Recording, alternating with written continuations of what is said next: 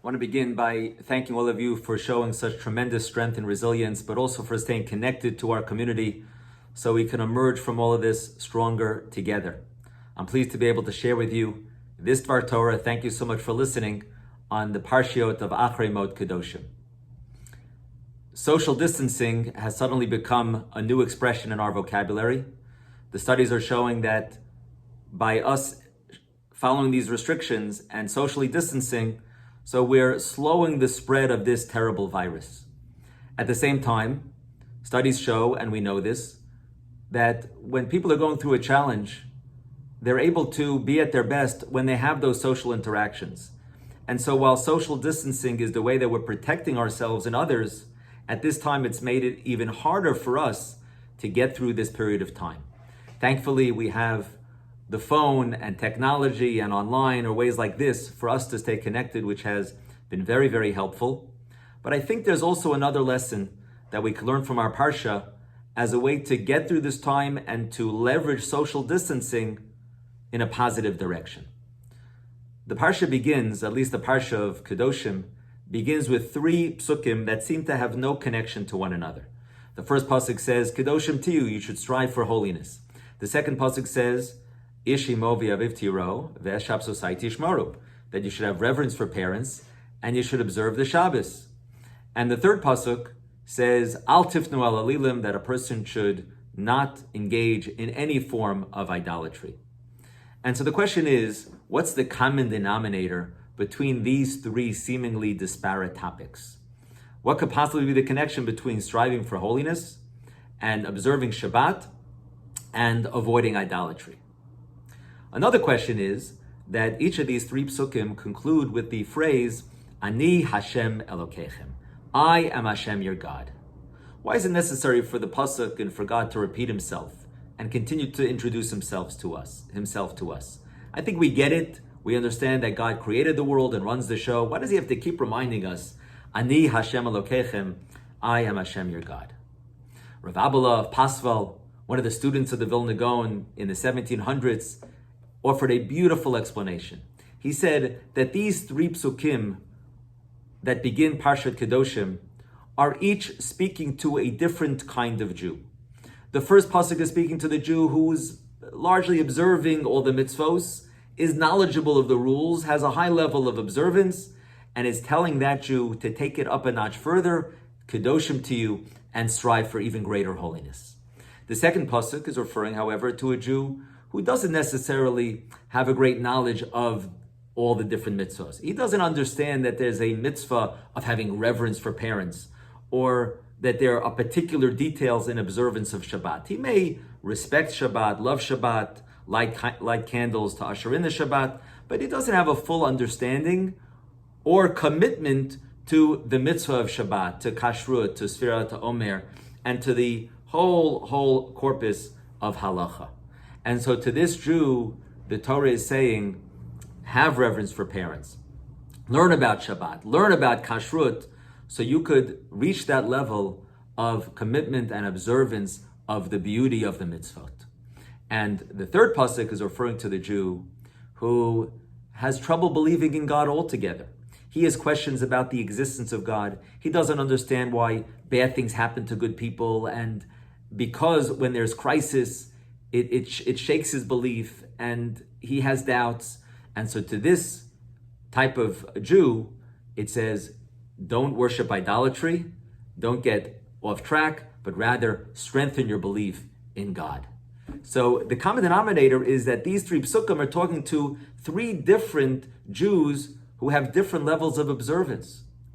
And to each Jew, it's saying that no matter whatever level you're on, to strive to take it up a notch. It's not just who you are, but what direction you're going in.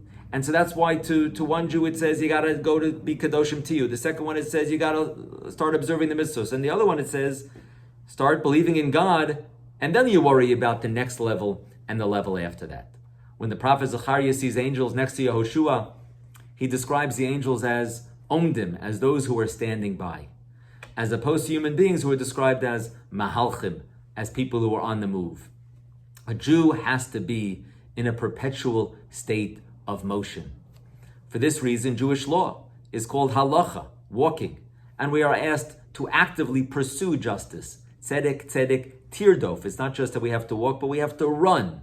Ohev shalom v'rodev shalom. We have to love peace, but also run after peace. So human beings, in contrast to angels, have the capacity to move, to ascend to a higher level through the decisions we make and the actions we take.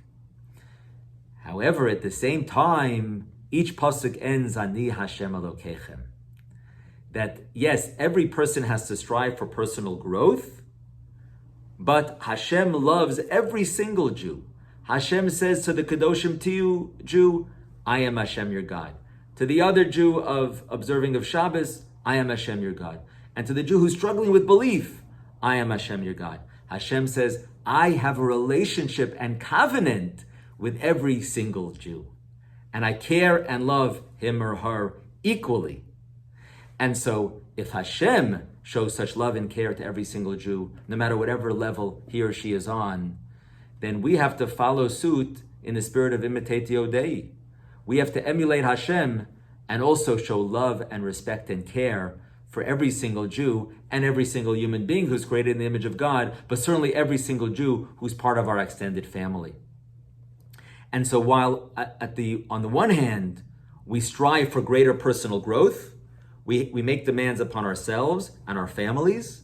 Not all choices are equal, and we understand what we believe in, what mitzvos we're obligated to do, and where we have to grow. But at the same time, we recognize that everyone is at a different place on the ladder of observance. We don't judge other people because we don't know their background, and we don't know their abilities and talents, personality, or education. And therefore, we don't know who's on a higher level than the other, but of course, we make demands of ourselves.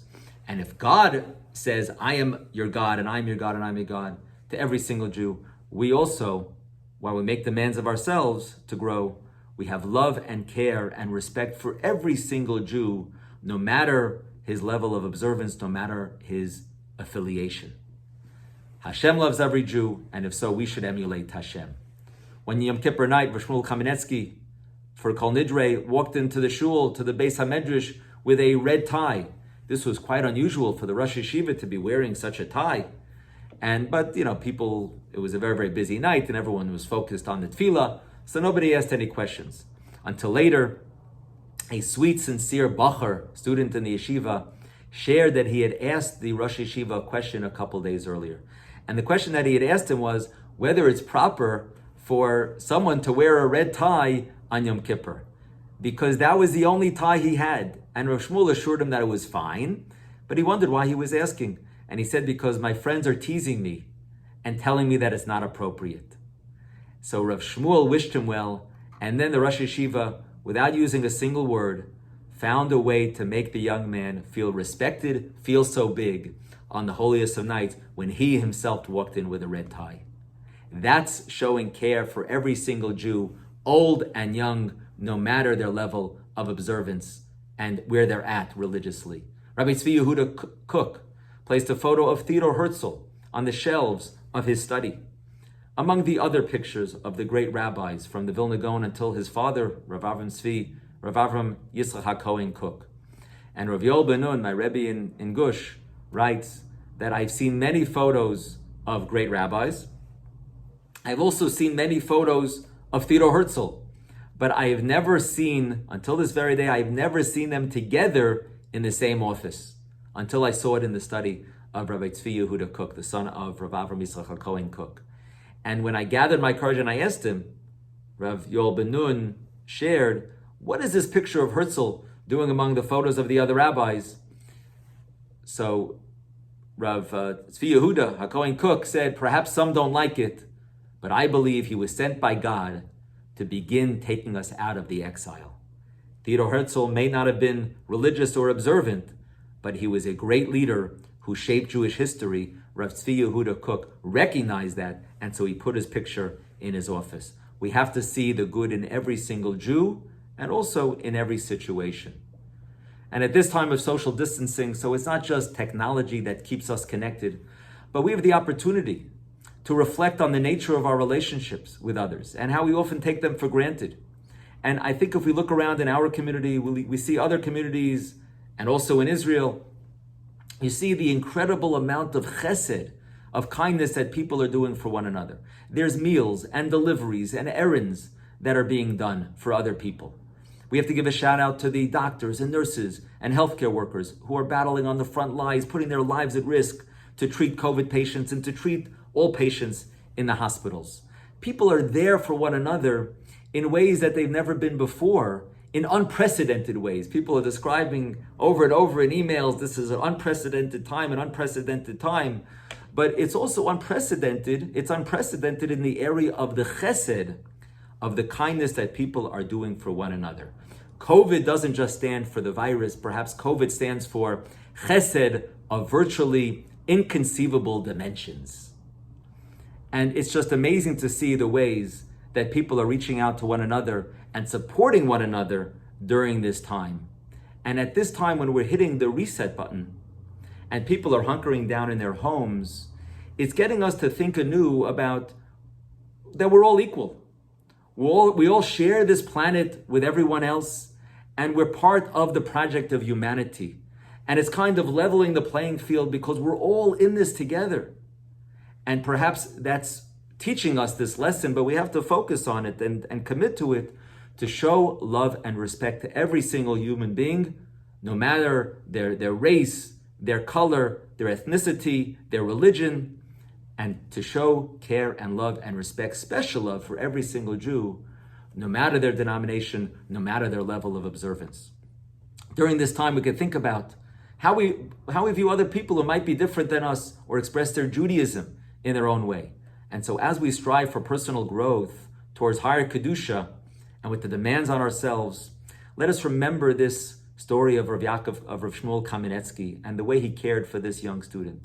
Let us remember of Tzvi Yehuda Kook and the way he was able to have that broad-mindedness, even though he had a very, very different religious philosophy, worldview than Theodor Herzl, but he was able to recognize the greatness of Herzl as the founder of modern Zionism. Let us remember these opening psukim of Parshat Kedoshim that say, strive for holiness, put demands upon yourself. Not all choices are equal. You got to strive for Kedoshim to you. If you're at a different level, then strive for observance of mitzvahs. If you're at a different level, then strive for belief in Hashem. But at the same time, as we strive for a higher level of Kedusha, let us recommit to showing love and care to every single Jew who is a member of our extended mishpacha. And in Israeli society today, it's so sad that we have this bifurcation between the religious and secular. Our parsha teaches us that in contrast to that, we have to respect one another and recognize what brings us together despite our differences. It's time finally for all of us to respect one another, for the Acharei Jew to appreciate the religious Zionist kippah, struga wearing Jew, and it's time for the religious Zionist modern Orthodox to show greater respect and love for the Acharei community. Religious for secular, Acharei dati leumi, Sephardi Ashkenaz. Now is the time, Jew and non-Jew. Now is the time during COVID. COVID is the virus, but COVID also is chesed of virtually inconceivable dimensions. There's beautiful kindness going around. Let us tap into that. Let us join that movement of chesed and kindness to one another. But finally, let us appreciate the value of the other and learn from each other so we can not just get through this time, but grow stronger together and hopefully have better times ahead for us, for Am Yisrael, and for the entire world. Shabbat Shalom to all of you.